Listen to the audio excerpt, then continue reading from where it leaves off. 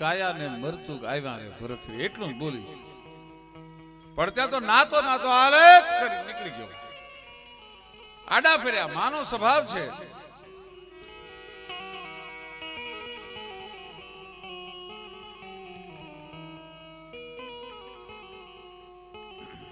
આડા ફેર્યા, બેટા તું ભગવો ભેખ લે એનો મને વાંધો નથી, દુનિયામાં બધે જાજે પણ એક જગ્યાએ ન જાતો. ક્યાં?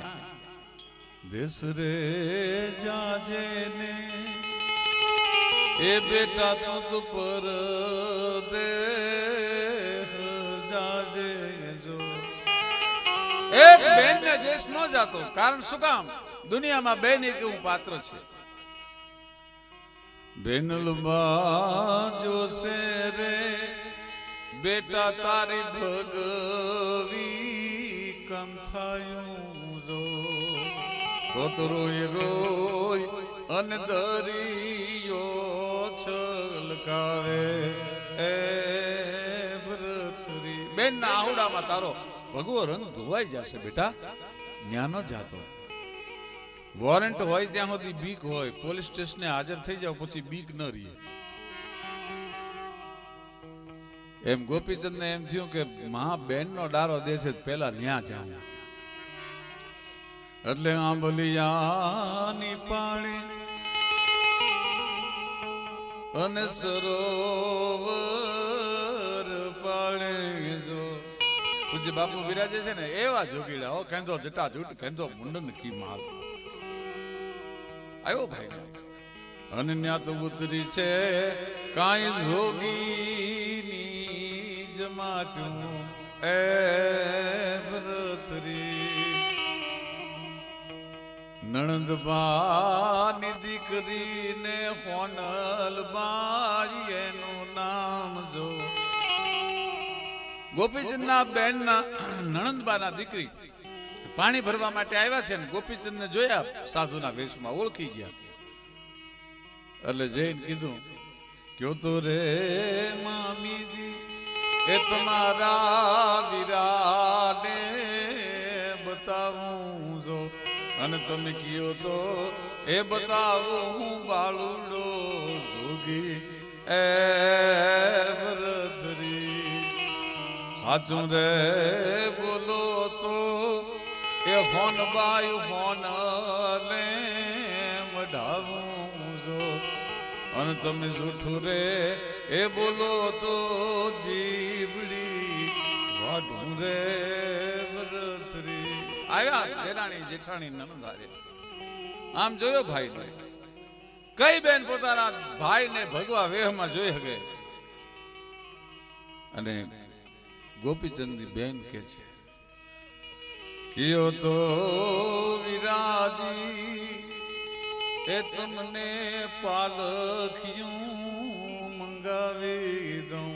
અને કિયો તો એ પાવું રાજપાટ પાછા રે ભરતરી. અને ઈ વખતે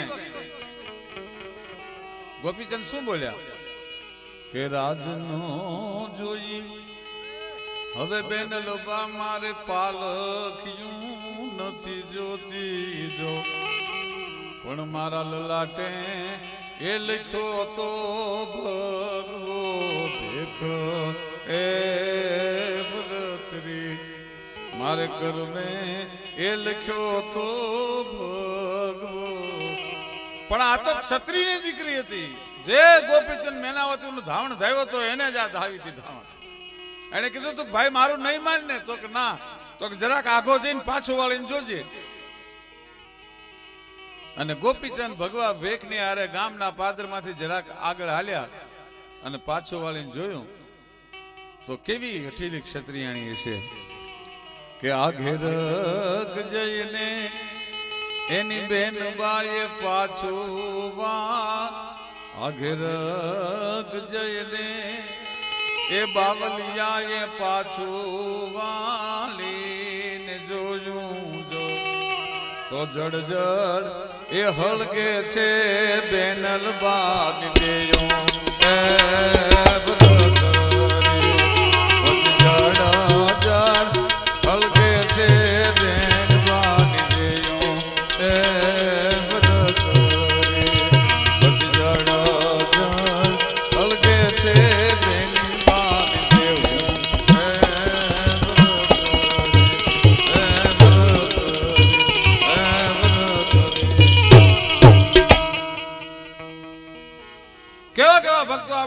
દેશમાં થઈ ગયા. સાહેબ સાધુ નીકળ્યા, સંત નીકળ્યા, મુસલમાનોનું ટોળું આડું ફર્યું અને મુસલમાનોના ટોળાએ સંતને એટલું પૂછ્યું કે બાવા હિન્દુ છો કે મુસલમાન છો, બોલ તારા માટે એટલું કહી દે. દાદા તે દિવસે આપણા દેશના સાધુના મોઢામાંથી શબ્દ નીકળ્યા કે તમે મને મારી નાખો, મને કાપી નાખો અને મને સળગાવી દો તો હું મુઠ્ઠી ધૂળ છું, અને તમે મને મારી નાખો, કાપી નાખો અને મને દાટી દો તો હું મુઠ્ઠી ધૂળ છું, અને તમે મને સળગાવી દો તો હું મુઠ્ઠી, હું હિન્દુ છું મુસલમાન છું. કાં તો માણસ મુઠ્ઠી રાખ હોય છે અને કાં તો માણસ મુઠ્ઠી ધૂળ હોય છે.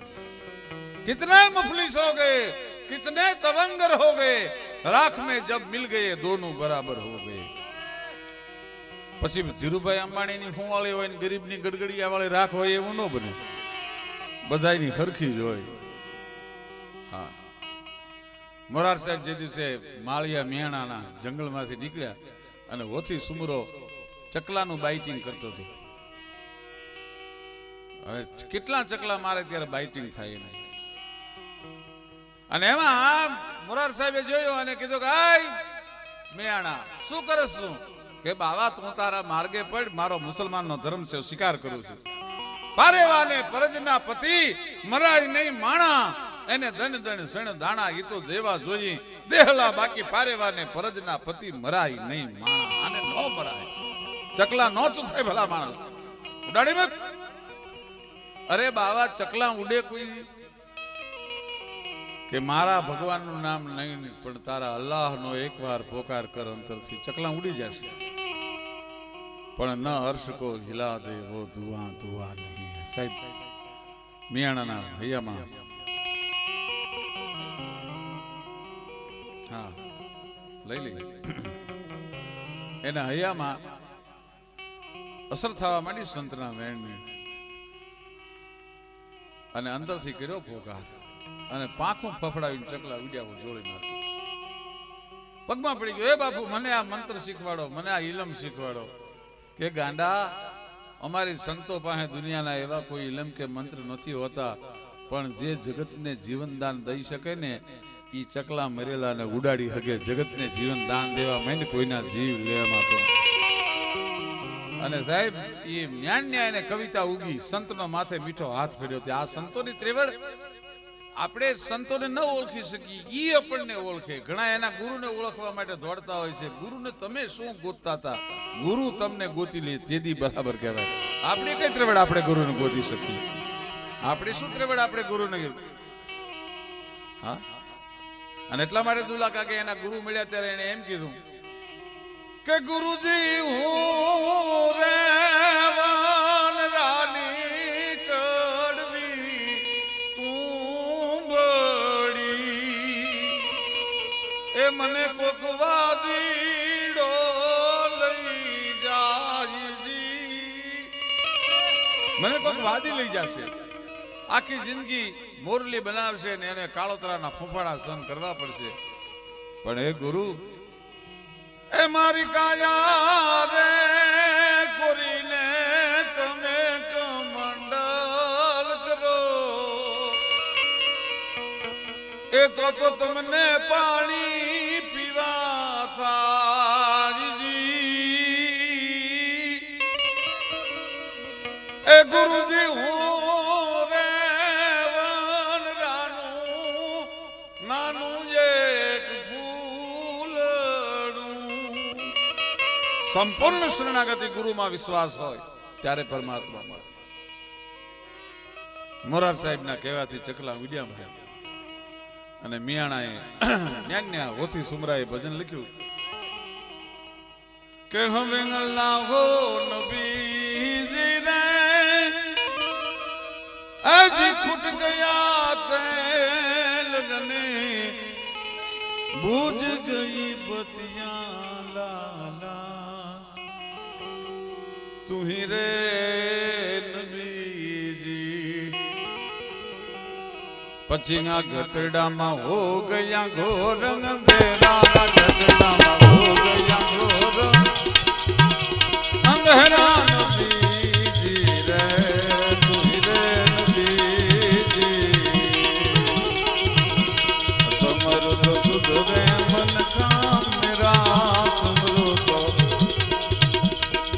સુધરે મન કા મેરા રે નબીજી રે તુહી રે નબીજી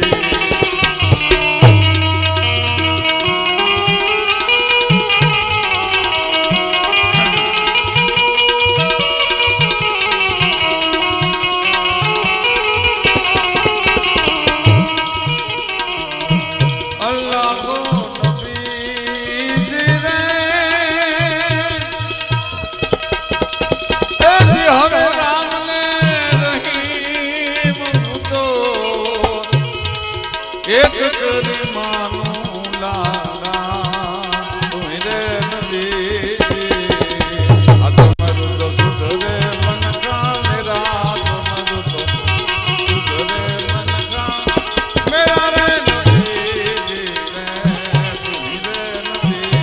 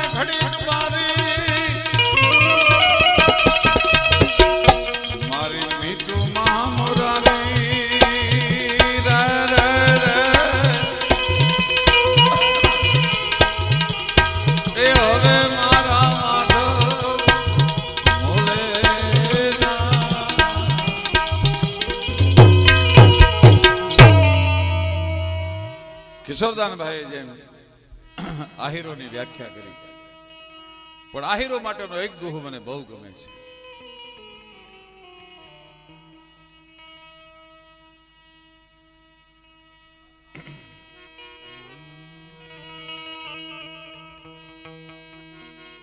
દુનિયા જાકારા દીએ અને રાખે ને ઘરમાં રાણ.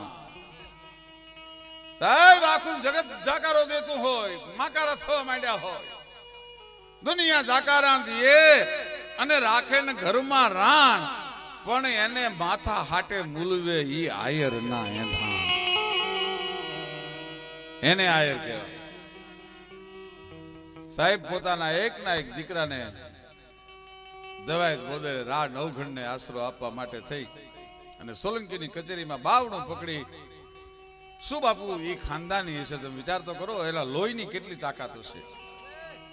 આજ વિજ્ઞાન જેને જેનેટિક સાયન્સ કહે છે એ સમજવું હોય તો તમારે સૌરાષ્ટ્રની આયરાણીને પહેલા મળવું જોઈએ, એને સમજવી જોઈએ. નવઘણનું બાવડું પકડી પોતાના દીકરાનું ઉગાનું બાવડું પકડી અને સોલંકી સરદારને કીધું, લ્યો આ તમારો દુશ્મન નવઘણ. 10 વર્ષનો આયરનો દીકરો હતો. એ એમ ન કહી શકત કે બાપુ ખોટું શું કામ બોલો છો, નવઘણ તો ઘરે છે, હું તો તમારો દીકરો ઉગો છું. પણ સાહેબ જેને જનેતાનું ધામણના ઘૂંટડે ઘૂંટડે એમ શીખ્યું હોય કે માથું કપાઈ જાય તોય બેટા આશરા ધર્મ કોઈ દી આયરનો દીકરો છોડે નહીં. એટલે એને ખબર પડી ગઈ હતી ઉગાને કે આજ મારે માથું આપી દેવાનું છે, આજ મારે નવઘણ બનવાનું છે. મોઢામાંથી વેણ ન નીકળે. એના બાપને કહે બાપુ ખોટું બોલો માં, હું નવઘણ નથી, હું તમારો દીકરો ઉગો છું. પણ કીધું બાપુ વાર કરો માં, હવે વાર શની લગાડો છો, ઉતારી લ્યો માથું, હું નવઘણ છું. અને પોતે કપાઈ જાય, એનું નામ આયર. રબારી સમાજ બેઠો છે. એક રબારીની દીકરી જોગીદાસ ખુમાણનું બારવટું. ઠણકો નાર થઈએ તારું ચિત્ત ખુમાણ ચડ્યું નહીં, નહીતર એક દી ભોળો ભીલડી ઓળ્યો જળ ધર મોયો તો જોગડા. ઠણકો નાર થઈએ તારું ચિત્ત ખુમાણ ચડ્યું નહીં. બાપુ જોગીદાસ ખુમાણ કેવો હશે? ભાવનગર મહારાજા અને જોગીદાસને બારવટું પાર પડ્યું. લખનૌ થી નાચવા વાળી બોલાવી હતી ને નાચવા વાળી નાચતી હતી. ગમમમ ગુગુરુ ગમંક ઠમમમ જાંજર ઠમંક ધમમમ ભૂ ધમંક ગત નિશંક ગાવે ને જગ જગ જગ જગ મગાટ થગ થગ થઈ થઈ થથાટ નવતમ પ્રગદર્ગ નિડાટ લલિત નાટ લાવે. નાચવા વાળી નાચતી હતી. અને જોગીદાસ ખુમાણના હાથમાં માળાનો બેરખો ફરતો તો, આંખો બંધ હતી. તુહી ઠાકર તુહી ઠાકર તુહી ઠાકર. ભાવનગર મહારાજા વજયસિંહજી કહે છે કે જોગીદાસ ભાઈ, આ નાચવા વાળીઓ આ મહેફિલ આપના માટે છે. તેથી જોગીદાસ ખુમાણે પાપડનો પડદો ઊંચો કરીને ભાવનગર મહારાજાને કીધું તું, બાપુ આજે નાચે છે કોકની દીકરી હશે ને? તો કે હા. આ નાચે છે કોકની બેન હશે ને? તો કે હા. આ નાચે છે કોકની માં હશે ને? તો કે હા. કે બાપા હું કાઠીનો દીકરો, હું બેન અને માં ને દીકરીને નાચતી ન જોઈ શકું, મારાથી ન જોવાય, મારાથી નાચ ન જોઈ શકાય. શું સાહેબ એની ખાન? ત્યારે કવિને લખવું પડે કે ઠણકો નાર થઈએ તારું ચિત્ત ખુમાણ ચડ્યું નહીં, નહીતર એક દી ભોળો ભીલડી ઓલ્યો જળ ધર મોયો તો જોગડા. એ જોગીદાસ ખુમાણનો બારવટો રબારીની દીકરી વીજપડીની સીમમાં એકલી ભેહું ચારે છે. પણ ભેહું કેવી? ટેકા લોહંતી ગધોલા બીજ પાડકા ડગાવે ટૂંક ઝાડકા ઉખેડે ભૂલ ટલ્લાસે જોરાણ હાડકા ગોળઘી જેના થાકા હંસ જેમ હાલે ખાણે સકેલ તેમ ગજારી ખોરાક. ટેકા લોહંતી ગધોલા બીજ પાડકા ડગાવે ટૂંક ઝાડકા ઉખેડે ભૂલ ટલ્લાસે જોરાણ.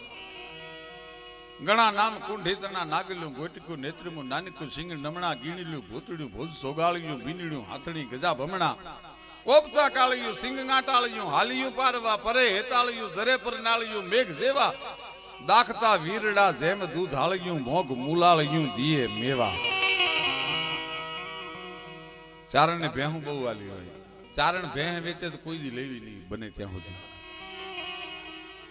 કાઠી દરબાર ઘોડું વેચે તો ન લેવું, પટેલ બળદ વેચે તો ન લેવું. હા, એમાં કાંઈક ખોટ હોય તો જ આપે, નહીતર મરી જાય તો ન દે. હા, કારણ કે ભેહ તો આપણે અહીં ભેંસ ને અફીણ બે ચારણો લઈ આવ્યા અહીંયા. પાતાળની પદમણી કરણગેલ પરણવા તેદી અમલ એરાગ ધજ મેખ આણી.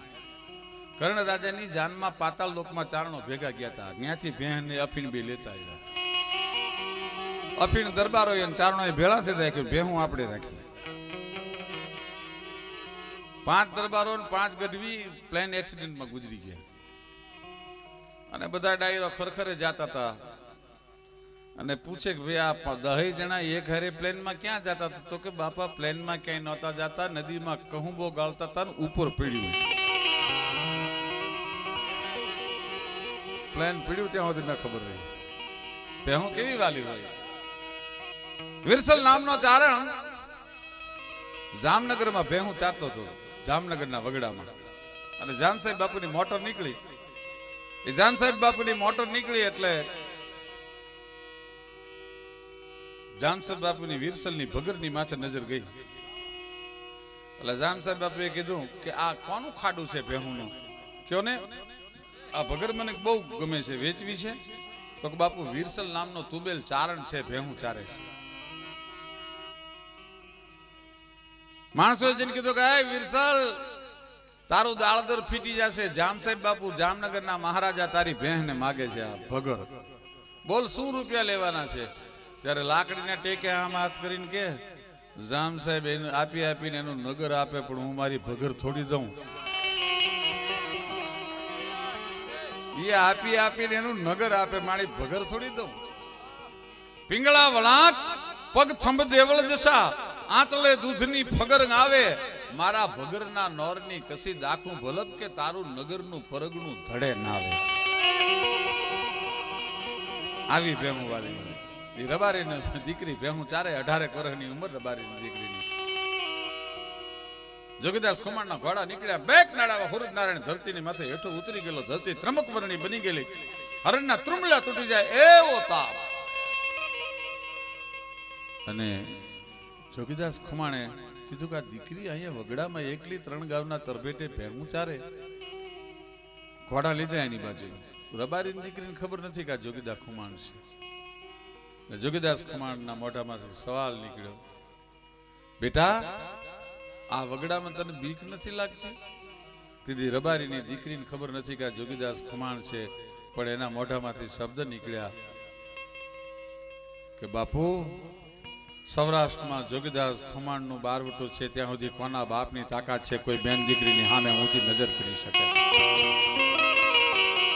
આલભાઈ કહે છે એમ આજના ખદડા અમુક રાજકારણીની ઉપર વિશ્વાસ નથી, એટલો વિશ્વાસ તીદીના બારવટિયા ઉપર આ દેશની દીકરીઓને હતો.